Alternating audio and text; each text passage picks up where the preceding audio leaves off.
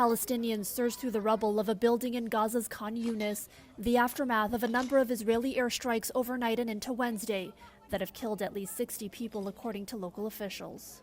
5 floors came down on my brother and my brother's wife, this woman says. He's gone. He's not guilty of anything, and he's gone. On Wednesday, Israel announced a major expansion of military operations in Gaza, saying it intends to seize, quote, large areas of the enclave and add it to its security zones. In a video statement, Israeli Prime Minister Benjamin Netanyahu said the army would establish a new security corridor, calling it the Morag Corridor.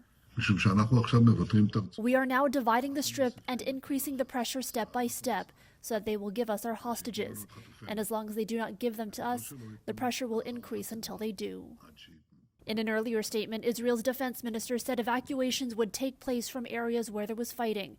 He also urged Gazans to overthrow Hamas and return all the remaining Israeli hostages as the only way to end the war. It's not clear how much land would be seized or whether it would be permanent. With God's will, we will remain steadfast and resistant on our land, says this displaced Palestinian in Khan Yunis.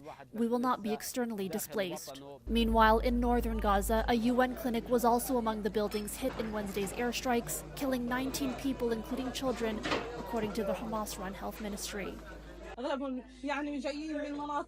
Displaced people, most of them coming from border areas, Beit Hanun, Beit Lahia, these areas.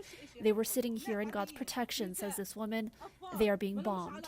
Israel's military said it struck a building previously used as a clinic that it said was serving as a Hamas command center, adding that the military had used surveillance to mitigate the risk to civilians. Hamas denied using the building, calling it a fabrication.